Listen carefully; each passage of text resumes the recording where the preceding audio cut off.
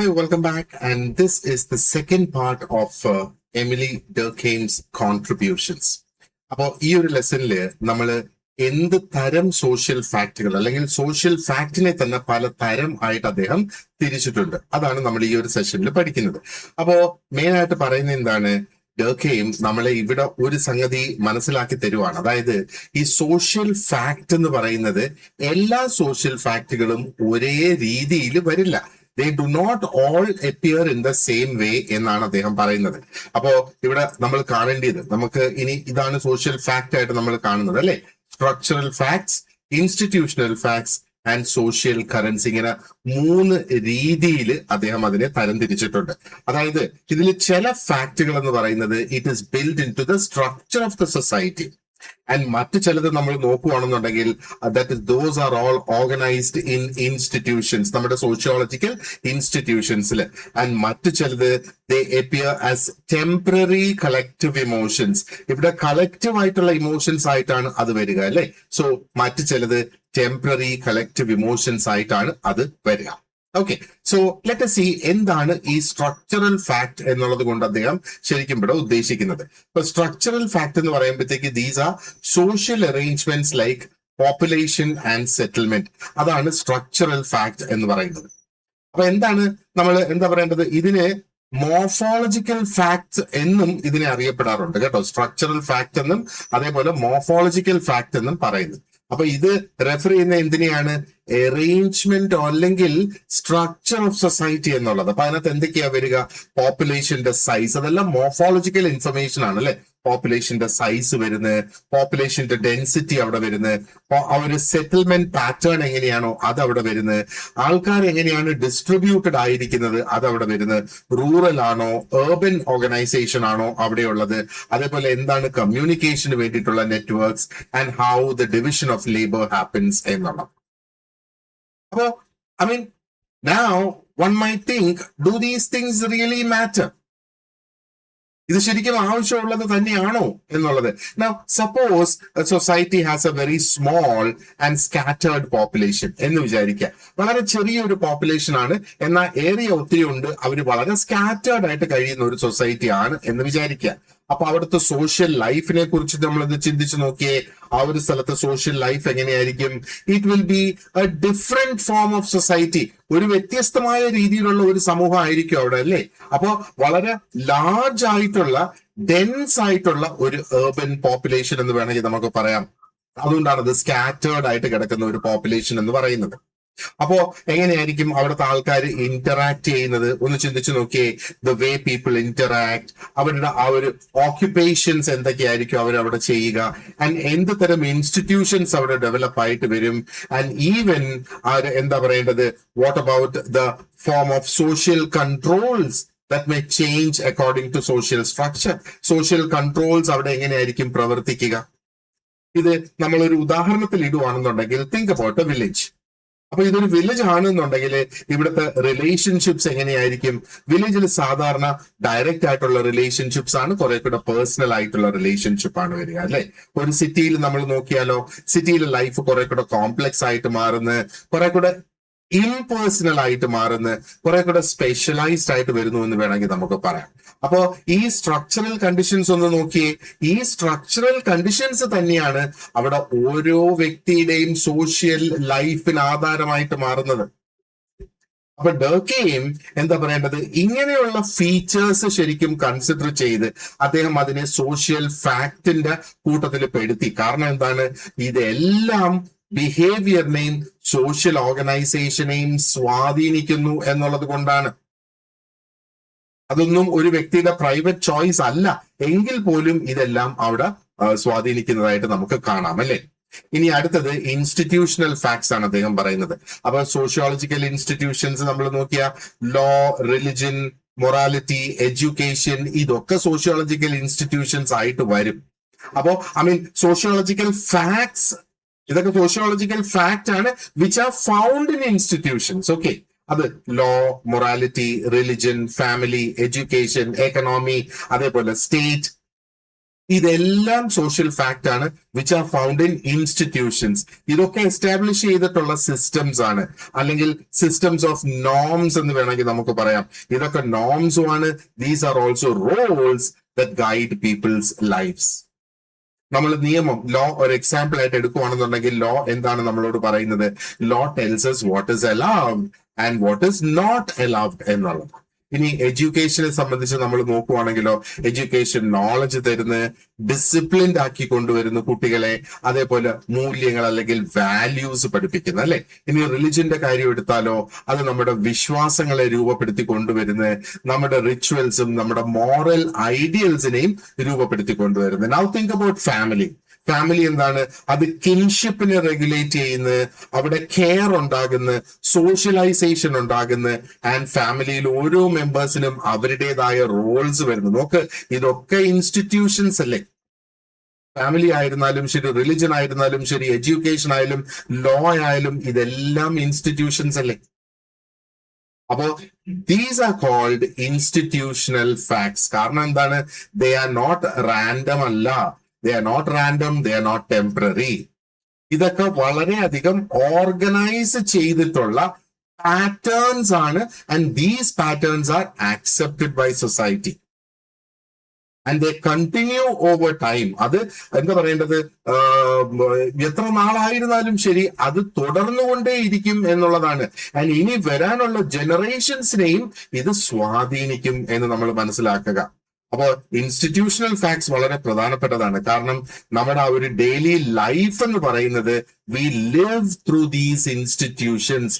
Family, school, education, ഈ ഇൻസ്റ്റിറ്റ്യൂഷൻസിലൂടെയാണ് നമ്മൾ നമ്മുടെ ആ ഒരു ഡെയിലി ലൈഫ് ജീവിക്കുന്നത്. ഇപ്പൊ ജനനം മുതൽ മരണം വരെയുള്ള കാര്യങ്ങൾ നമ്മൾ എടുക്കുകയാണെന്നുണ്ടെങ്കിൽ ഇൻഡിവിജ്വൽസ് എന്താണ്? They move through the family, school, religion, economy, law, ഇതിലൂടെയൊക്കെ നമ്മൾ കടന്നു പോകുന്നത് നമ്മുടെ ദൈനംദിന ജീവിതത്തെ സ്വാധീനിക്കുന്നു. അപ്പൊ ഈ ഒരു സെൻസിൽ, ഈ ഒരു കാഴ്ചപ്പാടിൽ നമ്മൾ നോക്കുകയാണെന്നുണ്ടെങ്കിൽ ഇൻസ്റ്റിറ്റ്യൂഷൻസ് വളരെ പവർഫുൾ ആയിട്ടുള്ള സോഷ്യൽ ഫാക്ട്സ് ആണ്, അല്ലെ. ആൻഡ് ഈ സോഷ്യൽ ഫാക്ട്സ് എന്താണ്? നമ്മുടെ ജീവിതത്തെ തന്നെ വളരെ ഒരു സ്റ്റേബിൾ ആയിട്ടുള്ള ഒരു രീതിയിൽ അത് നിലനിർത്തി കൊണ്ടുപോകുന്നു എന്നുള്ളതാണ്. ഇനി മൂന്നാമതൊരു ടൈപ്പ് ഓഫ് സോഷ്യൽ ഫാക്ട്സ് അദ്ദേഹം പറഞ്ഞത് സോഷ്യൽ കറൻസ് എന്നാണ്. സോഷ്യൽ കറൻസ് ഇത് ടെമ്പററി ആയിട്ടുള്ള കളക്റ്റീവ് ഫീലിംഗ്സ് ആണ്. These R feelings like panic or enthusiasm എന്ന എക്സാമ്പിൾസ് ഇവിടെ കൊടുത്തിട്ടുണ്ട്. ഇത് വളരെ ഇൻട്രസ്റ്റിംഗ് ആയിട്ടുള്ള ഒരു കാറ്റഗറിയാണ്. ഇപ്പൊ സോഷ്യൽ കറൻസ് എന്ന് പറയുമ്പോഴത്തേക്ക് ഇൻസ്റ്റിറ്റ്യൂഷൻസ് പോലെ സ്റ്റേബിൾ അല്ല ഇത്, പക്ഷേ അത് സോഷ്യൽ ഫാക്ട്സ് തന്നെയാണ്. ആൻഡ് ഇത് കളക്റ്റീവ് ആയിട്ടുള്ള ഇമോഷണൽ ടെൻഡൻസീസ്, അതായത് ഒരു സമൂഹത്തിലെ എല്ലാ വ്യക്തികൾക്കും ഒരേ സമയത്ത് വരാൻ സാധ്യതയുള്ള ഇമോഷണൽ ടെൻഡൻസീസ് ആണ്. ഇത് ഗ്രൂപ്പ്സിൽ തുടങ്ങുന്ന വ്യക്തികളെ സ്ട്രോങ് ആയിട്ട് അത് ഇൻഫ്ലുവൻസ് ചെയ്യുന്നല്ലേ. ഒന്ന് ആലോചിച്ച് നോക്ക്, പൊതുജനത്തിന് ദേഷ്യം വരുന്ന ഒരു സാഹചര്യം ചിലപ്പോൾ പൊളിറ്റിക്സിന്റെ തീരുമാനം കൊണ്ടായിരിക്കാം. പബ്ലിക് ആങ്കർ, പബ്ലിക്കിന്റെ ഇടയിൽ ഒരു പാനിക്, ഒരു ഭയം വരുന്നു, പബ്ലിക്കിന്റെ ഇടയിൽ ഒരു എക്സൈറ്റ്മെന്റ് വരുന്നു, ഒരു എൻതൂസിയാസം വരുന്നു, ഫിയർ വരുന്നു, ഗ്രീഫ് വരുന്നു. അവര് നമ്മൾ എന്താ പറയേണ്ടത്, എല്ലാവരും ഒരേപോലെ ഇഷ്ടപ്പെടുകയും സ്നേഹിക്കുകയും ചെയ്യുന്ന ഒരു വ്യക്തി മരണപ്പെട്ടു പോയിരുന്നാൽ there is grief, അല്ലെ. അതേപോലെ നമ്മുടെ ആ ഒരു രാജ്യസ്നേഹം, പേട്രിയോട്ടിസം, പേട്രിയോട്ടിക് ഫീലിംഗ് ഒന്ന് ആലോചിച്ച് നോക്കി, that is there in every individual. അതേപോലെ ഒരു വ്യക്തി ഒറ്റയ്ക്ക് പെരുമാറുന്നത് പോലെ ആയിരിക്കില്ല ഒരു വ്യക്തി ഒരു ക്രൗഡിൽ നിന്ന് പെരുമാറുമ്പോഴത്തേക്ക്. അപ്പൊ think about the crowd emotion here. അപ്പോ എന്താ പറയേണ്ടത്, ഒരു പൊളിറ്റിക്കൽ റാലി അല്ലെങ്കിൽ ഒരു പ്രൊട്ടസ്റ്റ് നടക്കുന്ന, ഒരു ഫെസ്റ്റിവൽ നടക്കുന്ന, അല്ലെങ്കിൽ ഒരു ഫ്യൂണറൽ നടക്കുന്ന, ഇവിടെയൊക്കെ എപ്പോഴും ക്രൗഡുകൾ ഉണ്ടാകും. ആ ക്രൗഡ്സിനെ കുറിച്ച് ഒന്ന് ആലോചിച്ച് നോക്കിയേ. അതാ ഞാൻ നേരത്തെ പറഞ്ഞത്, ഒരു ഇൻഡിവിജ്വൽ എന്ന് പറയുമ്പോഴത്തേക്ക് വ്യത്യസ്തമായ ഒരു രീതിയിലായിരിക്കും ഒരു ക്രൗഡിനുള്ളിലാകുമ്പോൾ പെരുമാറുന്നത് rather than behaving when they are Elon. കാരണം എന്താണ്, ഇവിടെ കളക്റ്റീവ് ഇമോഷൻ ആണ് വരുന്നത്. ആൻഡ് ഈ കളക്റ്റീവ് ഇമോഷൻ എന്ന് പറയുന്നത് ഒരു വ്യക്തിയിൽ നിന്നും മറ്റു വ്യക്തിയിലേക്ക് വേഗം വേഗം വേഗം വേഗം കടന്നു പോകും. അതങ്ങ് റാപ്പിഡ് ആയിട്ട് സ്പ്രെഡ് ആകും എന്നുള്ളത്. അതായത് ദേഷ്യത്തിന്റെ ഒരു മൂഡ്, അല്ലെങ്കിൽ ഒരു ജോയ്, അല്ലെങ്കിൽ ഒരു ഫിയർ, ഒരു എക്സൈറ്റ്മെന്റ് എന്നൊക്കെ പറയുമ്പോഴത്തേക്ക് അതൊരു ഗ്രൂപ്പിലൂടെ തീ പടരും പോലെ പടർന്ന് അത് എല്ലാ വ്യക്തികളെയും അവിടെ സ്വാധീനിക്കും എന്നുള്ളതാണ്. അതുകൊണ്ടാണ് ഇതിനെ സോഷ്യൽ കറൻസ് എന്ന് ഡർക്കെയിം ഒരു പേര് തന്നെ കൊടുത്തത്. അപ്പൊ ഇത് പലപ്പോഴും ടെമ്പററി ആയിരിക്കും. ടെമ്പററി ആണെങ്കിലും ഇത് വളരെ പവർഫുൾ ആണ്.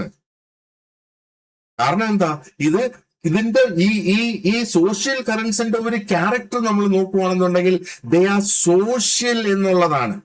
കാരണം എന്താ, അത് ആ ഒരു കളക്റ്റീവ് ലൈഫിൽ നിന്ന്, ആ കൂട്ടത്തോടെയുള്ള ആ ഒരു ജനത്തിന്റെ ലൈഫിൽ നിന്ന് ഉണ്ടാകുന്നതാണ്. ആൻഡ് ഇൻഡിവിജ്വൽസിനെ അത് എഫക്ട് ചെയ്യുന്നത് എങ്ങനെയാണ്? പുറമേ നിന്നാണ് അത് എഫക്ട് ചെയ്യുന്നത്, ആ ഇൻഡിവിജ്വലിന്റെ ഉള്ളിൽ ഉണ്ടാകുന്നതല്ല. ദീസ് ആർ എന്താ പറയേണ്ടത്, feelings that are induced into the individual. ആ ഇൻഡിവിജ്വലിനെ പുറമേ നിന്ന് അത് എഫക്ട് ചെയ്യുന്നു.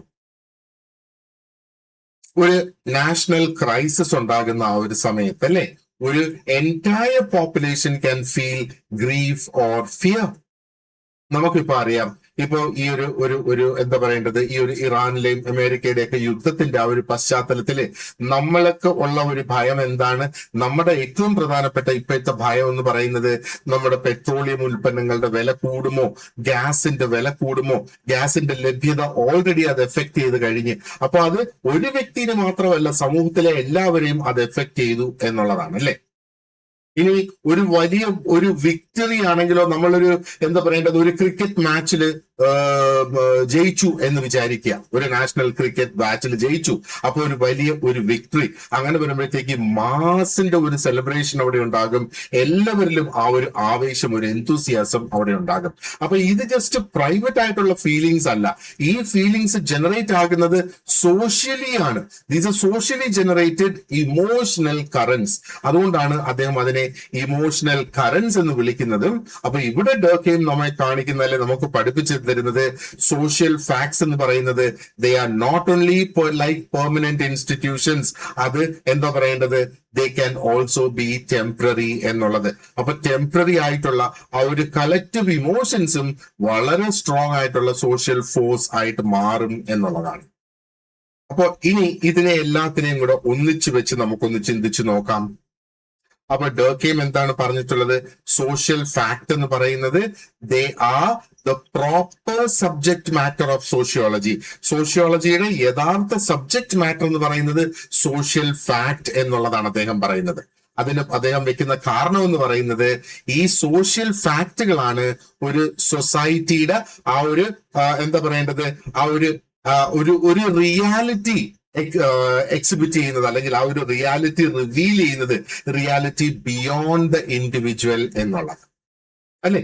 ആൻഡ് സോഷ്യൽ ഫാക്ട്സിനെ നമ്മൾ എടുത്ത് നോക്കുകയാണെന്നുണ്ടെങ്കിൽ അതിന് 4 പ്രധാനപ്പെട്ട സവിശേഷതകളാണുള്ളത്. ഒന്ന്, അത് എക്സ്റ്റേണൽ ആണ്. മറ്റൊന്ന്, ദേ ആർ കൺസ്ട്രെയിനിങ്, ഒരു തരത്തിലുള്ള ഒരു നിയന്ത്രണം കൊണ്ടുവരുന്നതാണ്. And they are general, and അത് ഒബ്ജക്റ്റീവ് ആണ്. ഈ 4 കാര്യങ്ങൾ നമ്മൾ ഓർത്തു വെച്ചോളുക. ആൻഡ് അത് പല രൂപത്തിൽ വരുന്നത്. പ്രധാനപ്പെട്ട 3 രൂപം എന്താണ്? സ്ട്രക്ചറൽ ഫാക്ട്സ് ആയിട്ട് വരുന്നത്, ലൈക്ക് പോപ്പുലേഷൻ അല്ലെങ്കിൽ സെറ്റിൽമെന്റ് പാറ്റേൺ. അതേപോലെ ഇൻസ്റ്റിറ്റ്യൂഷണൽ ഫാക്ട്സ് ആയിട്ട് വരുന്നത്, like law, morality, religion, education ഒക്കെ. ആൻഡ് സോഷ്യൽ കറൻസ് ആയിട്ട് വരുന്നത്, what are the social currents? Panic, excitement, collective anger എന്നൊക്കെ ഉള്ളത്. അപ്പൊ ഈ ഒരു ലെസന്റെ അല്ലെങ്കിൽ ഇത്രയും നമ്മൾ ഡിസ്കസ് ചെയ്തതിന്റെ ആ ഒരു കോറ് നമ്മൾ നോക്കുകയാണെന്നുണ്ടെങ്കിൽ ഹ്യൂമൻ ബിഹേവിയറിനെ നമുക്ക് കംപ്ലീറ്റ് ആയിട്ട് മനസ്സിലാക്കണമെങ്കിൽ ആ ഒരു ഇൻഡിവിജ്വൽ സൈക്കോളജി മാത്രം നോക്കിയാൽ പോരാ എന്നുള്ളതാണ്. We must also study the social facts that surround, guide and influence individuals. അതായത് ഒരു വ്യക്തികളെ സ്വാധീനിക്കുകയും ഗൈഡ് ചെയ്യുകയും ആ വ്യക്തികളെ ചുറ്റിപ്പറ്റിയിട്ടുള്ള ആ ഒരു സാമൂഹിക സത്യങ്ങളെ, സോഷ്യൽ ഫാക്ടിനെ അതിനെ കൂടെ ഉൾപ്പെടുത്തി നമ്മൾ പഠിച്ചെങ്കിൽ മാത്രമേ എന്താ പറയേണ്ടത്, ആ ഹ്യൂമൻ ബിഹേവിയർ വ്യക്തമായിട്ട് നമുക്ക് മനസ്സിലാക്കാനായിട്ട് സാധിക്കുള്ളൂ എന്നുള്ള. അപ്പൊ ഈ ഒരു കോൺസെപ്റ്റ്, ഈ ഒരു കാരണം കൊണ്ട് തന്നെയാണ് ഡർക്കെയിം വളരെയധികം പ്രധാനപ്പെട്ട ഒരു വ്യക്തിയായി മാറുന്നത്, അല്ലെങ്കിൽ അദ്ദേഹത്തിന്റെ concepts. Because he teaches us that society എന്ന് പറയുന്നത് is a real force. Society ഒരു റിയൽ ഫോഴ്സ് ആയതുകൊണ്ട് തന്നെ സോഷ്യോളജിനെ എന്താ പറയേണ്ടത്, നമ്മൾ പഠിക്കുന്നത്, അതായത് ഈ റിയൽ ഫോഴ്സിനെ നമ്മൾ സയന്റിഫിക് ആയിട്ട് പഠിക്കണം എന്നുള്ളത്. അപ്പൊ വളരെ സിമ്പിൾ വേർഡ്സ് ഉപയോഗിച്ച് നമ്മൾ പറയുകയാണെന്നുണ്ടെങ്കിൽ സോഷ്യൽ ഫാക്ട് എന്താണ്? Social facts are rules, patterns, institutions and collective emotions created by society. And എവിടെയാണ് ഇത് എക്സിസ്റ്റ് ചെയ്യുന്നത്? They exist outside us.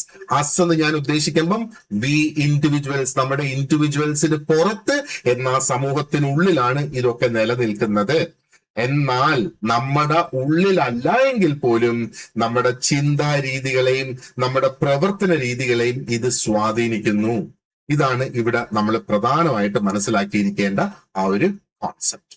Okay, ഇനി അടുത്തത് നമുക്ക് നീങ്ങാനുള്ളത് we will look at what is division of labour. നമുക്കിതിനെ ഡർക്കെയിമിന്റെ idea of division of labour എന്ന് വേണമെങ്കിൽ നമുക്ക് അതിനെ വിളിക്കാം. കാരണം എന്താണ്? ഇവിടെ it is more than economic specialisation.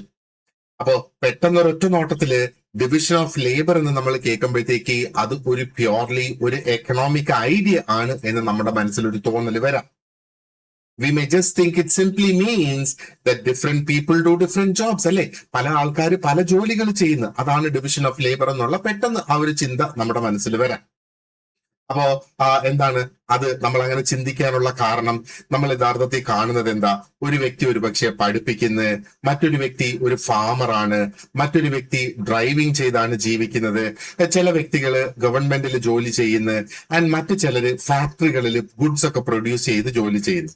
പക്ഷെ ഡർക്കെയിം പറയുന്നത് ഈ ഒരു ഐഡിയ എന്ന് പറയുന്നത് ജസ്റ്റ് ആ ഒരു റോൾസ് അവിടെ ഡിവൈഡ് ചെയ്ത് എടുക്കുകയല്ല, it is much deeper than that എന്നാണ് പറയുന്നത്. അപ്പൊ according to Durkheim division of labour എന്ന് പറയുന്നത് ജസ്റ്റ് ഒരു എക്കണോമിക് അറേഞ്ച്മെന്റ് അല്ല, അത് പകരം ഒരു സോഷ്യൽ ആൻഡ് ഒരു മോറൽ ഫിനോമിനൻ കൂടിയാണ് എന്നാണ് അദ്ദേഹം പറയുന്നത്. C he says it is A social and A moral phenomenon. ഇത് വളരെ പ്രധാനപ്പെട്ട ഒരു പോയിന്റ് ആണ്. കാരണം he was interested only in how work becomes divided. Sorry, he was not interested in only how work becomes divided. നമുക്കറിയാവുന്ന division of labour എന്ന് പറയുന്നത് എങ്ങനെയാണ്? വർക്ക് എങ്ങനെ ഡിവൈഡഡ് ആയിരിക്കുന്നു എന്നുള്ളതാ. അത് മാത്രമല്ലായിരുന്നു അദ്ദേഹത്തിന് അറിയാനായിട്ട് താല്പര്യം. He wanted to understand what this division does to society itself. ഈ ഒരു ഡിവിഷൻ കൊണ്ട് അത് സമൂഹത്തിനെ എങ്ങനെ ഇമ്പാക്ട് ചെയ്യുന്നു, സമൂഹത്തിനെ അത് എങ്ങനെയാണ് അത് സ്വാധീനിക്കുന്നത് എന്ന് മനസ്സിലാക്കാനാണ് അദ്ദേഹം ശ്രമിച്ചത്. ഹി വാണ്ടഡ് ടു നോ എങ്ങനെയാണ് ഇത് ആൾക്കാർ തങ്ങളിലുള്ള റിലേഷൻഷിപ്സിനെ എഫക്ട് ചെയ്യുന്നത്, എങ്ങനെയാണ് ഇത് ആ ഒരു സോഷ്യൽ ഓർഡറിൽ മാറ്റം വരുത്തുന്നത്, ഇത് എങ്ങനെയാണ് ഒരു ന്യൂ കൈൻഡ് ഓഫ് യൂണിറ്റി അവിടെ ക്രിയേറ്റ് ചെയ്ത് കൊണ്ടുവരുന്നത്. ആ ആദ്യത്തെ ലെസന്റെ തുടക്കത്തിലേക്ക് ഒന്ന് പോവുക. അദ്ദേഹം ആ ജീവിച്ചിരുന്ന ആ ഒരു കാലഘട്ടത്തെ കുറിച്ച് ഞാൻ പറഞ്ഞിരുന്നു. ഇൻഡസ്ട്രിയലൈസേഷൻ വളരെ റാപ്പിഡായി തുടങ്ങിയിരുന്നു എന്ന് ഞാൻ പറഞ്ഞിരുന്നു. അതേപോലെ തന്നെ ഏർബനൈസേഷൻ, സിറ്റിയിലെ ജീവിതങ്ങൾ കൂടി വന്നിരുന്നു എന്ന് ഞാൻ പറഞ്ഞിരുന്നു. അപ്പൊ സിറ്റി ലൈഫിന്റെ ഒരു പ്രത്യേകത എന്താണ്? അത് ഇംപേഴ്സണൽ ആയിട്ടുള്ള ഒരു ലൈഫാണ്. അപ്പൊ ഇവിടെ ഒരു ഇംപേഴ്സണാലിറ്റി നിലനിൽക്കുമ്പം എങ്ങനെയാണ് സമൂഹത്തിൽ ഒരു യൂണിറ്റി നിലനിൽക്കുന്നത്? അങ്ങോട്ടും ഇങ്ങോട്ടും അന്യോന്യം അറിയത്തില്ലെങ്കിൽ എങ്ങനെ ഒരു യൂണിറ്റി ഉണ്ടാകുന്നു എന്നുള്ളതാണ്. അതാണ് സിമ്പിൾ അല്ലെങ്കിൽ ട്രഡീഷണൽ സൊസൈറ്റീസിനെ കുറിച്ച് നമ്മൾ ചിന്തിച്ചു നോക്കുമ്പോ എന്താ? ട്രഡീഷണൽ സൊസൈറ്റീസിൽ പലപ്പോഴും മനുഷ്യർക്ക് ഒരേപോലെയുള്ള ജീവിത മാർഗങ്ങൾ അല്ലെ ജീവിത രീതികളാണ്. ഒരു എന്താ പറയണ്ടേ, അഗ്രേറിയൻ സൊസൈറ്റി അഗ്രികൾച്ചറിനെ ബേസ് ചെയ്ത് മുമ്പോട്ട് പോകുന്നതായിട്ട് നമുക്ക് കാണാം. അവര് ഒരേ തരത്തിലുള്ള ജോലികൾ ചെയ്യുന്നു, ഒരേ വിശ്വാസങ്ങൾ അവർക്കുണ്ടാകുന്നു, ആൻഡ് അവര് ഒരേ രീതിയിലുള്ള കസ്റ്റംസ് അവർ ഫോളോ ചെയ്യുന്നു. വളരെ കണക്റ്റഡ് ആയിട്ടുള്ള ഒരു മോറൽ വേൾഡിൽ അവർ ജീവിക്കുന്നു. എന്നാ ഇന്നത്തെ സമൂഹം അങ്ങനെയാണോ? ഈ പറഞ്ഞതിനൊക്കെ നേരെ വിപരീതമല്ലേ? സിമിലർ കൈൻഡ് ഓഫ് ജോബ് അല്ല ആൾക്കാർ ചെയ്യുന്നത്, അല്ലെ? ഡിഫറെന്റ് കൈൻഡ്സ് ഓഫ് ജോബ്സ് ചെയ്യുന്ന ഒരേ ബിലീഫിലുള്ള വ്യക്തികളല്ല, പല ബിലീഫ് സിസ്റ്റത്തിൽ നിന്ന് വരുന്ന വ്യക്തികളാണ്. അവർക്ക് ഒരേപോലെ അല്ല അവരുടെ ആചാരങ്ങൾ അല്ലെ കസ്റ്റംസ് എന്ന് പറയുന്നത് വ്യത്യസ്തമായ കസ്റ്റംസ് ആണ്. എന്നാൽ എങ്ങനെയാണ് എന്താ പറയേണ്ടത്, ഒരുമിച്ച് കഴിയുക എന്നുള്ളത്. അപ്പോ യൂണിറ്റി ആക്ച്വലി അവരുടെ, അതായത് ഈ ഒരു പഴയ സൊസൈറ്റീസിൽ നമ്മൾ നോക്കുകയാണെങ്കിൽ അവരുടെ യൂണിറ്റി വന്നിരുന്നത് വാസ് ഫ്രം സിമിലാരിറ്റി. എല്ലാം സിമിലർ ആയിട്ടുള്ള കാര്യങ്ങൾ അവർ ചെയ്യുന്ന ഒരേപോലത്തെ. അപ്പൊ സിമിലാരിറ്റിയിൽ നിന്നാണ് ആ പഴയ സൊസൈറ്റീസിലെ യൂണിറ്റി വന്നിരുന്നത്. പക്ഷേ സൊസൈറ്റി വളർന്നു, കുറെ കൂടെ ലാർജായി, കോംപ്ലക്സ് ആയി വന്നു. അങ്ങനെ വരുമ്പം ഈ ഒരു സാഹചര്യത്തിൽ സ്വാഭാവികമായിട്ടും മാറ്റം വരും, അല്ലെ? അപ്പൊ കുറെ കൂടെ കോംപ്ലക്സ് ആയിട്ടുള്ള ഒരു സൊസൈറ്റിയിൽ നമ്മൾ നോക്കുകയാണെന്നുണ്ടെങ്കിൽ ആൾക്കാർ ഒരേപോലെയുള്ള ജീവിത രീതികളല്ല, ജോലികളല്ല അവിടെ ചെയ്യുന്നത്. അവിടെ സ്പെഷ്യലൈസ്ഡ് ആയി മാറുകയാണ് ആൾക്കാര്, അല്ലെ? അപ്പോ ഒരു ഗ്രൂപ്പ് ഒരു ഇൻഡസ്ട്രിയിൽ വർക്ക് ചെയ്യുന്നു, അല്ലെങ്കിൽ ഫാക്ടറീസിൽ വർക്ക് ചെയ്യുന്നു എന്ന് വേണമെങ്കിൽ പറയാം. മറ്റു ചില ആൾക്കാര് എഡ്യൂക്കേഷനിൽ വർക്ക് ചെയ്യുന്നു, മറ്റു ചില ആൾക്കാര് അഡ്മിനിസ്ട്രേഷൻ ജോബ്സ് ചെയ്ത് ഒരുപക്ഷെ ഗവൺമെന്റ് ജോബ്സ് ചെയ്യുന്നു, മറ്റു ചിലര് ലോ പ്രാക്ടീസ് ചെയ്യുന്നു, മറ്റു ചിലര് മെഡിസിനിൽ വർക്ക് ചെയ്യുന്നു. അങ്ങനെ തുടങ്ങി അങ്ങ് സ്പെഷ്യലൈസ്ഡ് ആയിട്ടുള്ള ഗ്രൂപ്പ്സ് ആയിട്ട് അങ്ങ് മാറുകയാണ്, അല്ലെ? അപ്പൊ ഇവിടെ നമ്മൾ നോക്കുവാണെങ്കിൽ അപ്പൊ ഈ സമൂഹം എന്ത് തരത്തിലുള്ള ഒരു സമൂഹമായി മാറി? ഡിഫറെന്റ് ഓക്യുപ്പേഷൻസ് ആൻഡ് റോൾസ് ആണ്, പക്ഷേ അത് ഒരു നെറ്റ്വർക്ക് ആയിട്ടാണ് പ്രവർത്തിക്കുന്നത്. എല്ലാം ഇന്റർകണക്റ്റഡ്, അതാണ് ഒരു നെറ്റ്വർക്ക് എന്ന് പറയുമ്പോഴത്തേക്ക്, അല്ലെ? അപ്പൊ ഇവിടെ പ്രധാനമായിട്ട് വരുന്ന ആ ഒരു സോഷ്യോളജിക്കൽ ക്വസ്റ്റ്യൻ എന്താണ്, അല്ലെങ്കിൽ ഡർക്കെയിം ചോദിച്ച ചോദ്യം ഇതാണ്: if people are becoming more and more different from one another, how can society still B United? അപ്പോ വ്യക്തികള് എന്താ പറയേണ്ടത്? ഒരു വ്യക്തി അല്ലെങ്കിൽ സിമിലർ ആയിട്ടുള്ള വ്യക്തികളല്ല ഇന്നത്തെ സൊസൈറ്റിയിൽ. വ്യക്തികൾ തന്നെ നമ്മൾ നോക്കുവാണെന്നുണ്ടെങ്കിൽ ആ ഒരു വ്യക്തി തലത്തിൽ തന്നെ അവിടെ വ്യത്യാസങ്ങളുണ്ട്. അപ്പൊ അങ്ങനെ വ്യത്യാസങ്ങളുള്ള വ്യക്തികൾ ജീവിക്കുന്ന ഒരു സമൂഹം ഇപ്പോഴും യുണൈറ്റഡ് ആയിട്ട് നിൽക്കുന്നത് എങ്ങനെ? അതിന്റെ റീസൺ എന്താണ് എന്നാണ് അദ്ദേഹം കണ്ടെത്താനായിട്ട് ശ്രമിച്ചത്. അപ്പോ this was the main problem what he was trying to solve. അപ്പൊ ഡർക്കെയിമിന്റെ ആൻസർ വളരെ ഇൻട്രസ്റ്റിംഗ് ആയിട്ടുള്ള ഒരു ആൻസർ ആണ്. അദ്ദേഹം പറയുന്നത് സോഷ്യൽ യൂണിറ്റി എന്ന് പറയുന്നത് ഒരിക്കലും ഇല്ലാതെയാകുന്നില്ല, അത് ഡിസപ്പിയർ ചെയ്യുന്നില്ല എന്നുള്ളതാണ് പറയുന്നത്. നേരെ മറിച്ച് എന്താണ് അവിടെ സംഭവിക്കുന്നത്? അതായത് the basis of solidarity changes എന്നുള്ളതാണ്. ആ സോളിഡാരിറ്റിയുടെ അടിസ്ഥാനം അവിടെ മാറി വരും എന്നുള്ളതാണ് അദ്ദേഹം അതിന് പറയുന്നത്.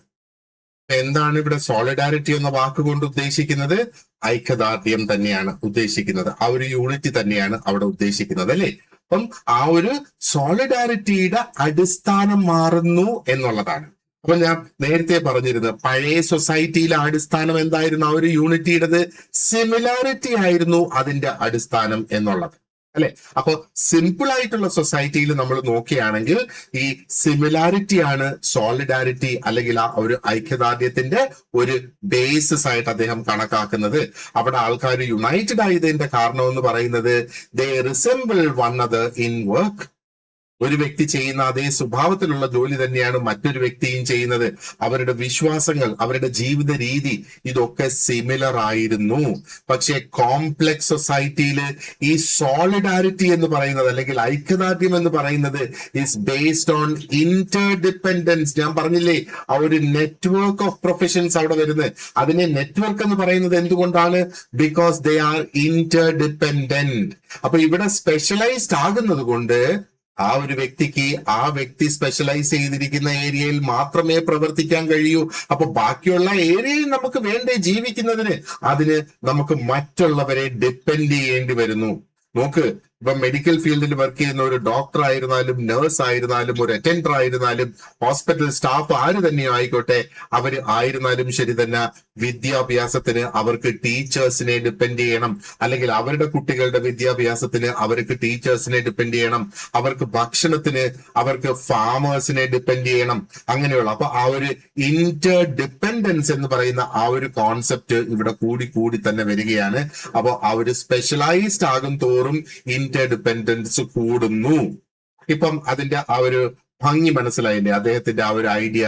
അപ്പോ even though individuals become different, അപ്പൊ ഇവിടെ ഇൻഡിവിജ്വൽസ് വ്യത്യാസമാകുന്നെങ്കിലും സമൂഹം യുണൈറ്റഡ് ആയിട്ട് തന്നെ നിലനിൽക്കുന്നു. കാരണം ഈ വ്യത്യാസങ്ങൾ ഉണ്ടല്ലോ, ഈ ഡിഫറൻസസ് ഉണ്ടല്ലോ, ഈ ലേബറിൽ വരുന്ന ഡിഫറൻസസ് ഉണ്ടല്ലോ, അത് മ്യൂച്വൽ ഡിപ്പെൻഡൻസ്, അന്യോന്യം അങ്ങോട്ടും ഇങ്ങോട്ടും ഡിപ്പെൻഡ് ചെയ്യാനുള്ള ആ ഒരു സാധ്യത കൂടുതലാക്കി കൊണ്ടുവരികയാണ്. അതുകൊണ്ടാണ് ഡർക്കെയിം പറയുന്നത് ഡിവിഷൻ ഓഫ് ലേബർ എന്ന് പറയുന്നത് ഒരു മോറൽ ആയിട്ടുള്ള ഒരു ഫിനോമിനൻ ആണ്. It is not about efficiency, it is not about the financials behind it. അപ്പൊ ദിസ് ഇസ് വൺ വേ, ഇതാണ് ഒരു മാർഗം. അതായത് സമൂഹം കോഓപ്പറേഷനും ഓർഡറും ബിൽഡ് ചെയ്യുന്ന ഒരു രീതി ഇതാണ് എന്നുള്ളതാണ് അദ്ദേഹം പറയുന്നത്.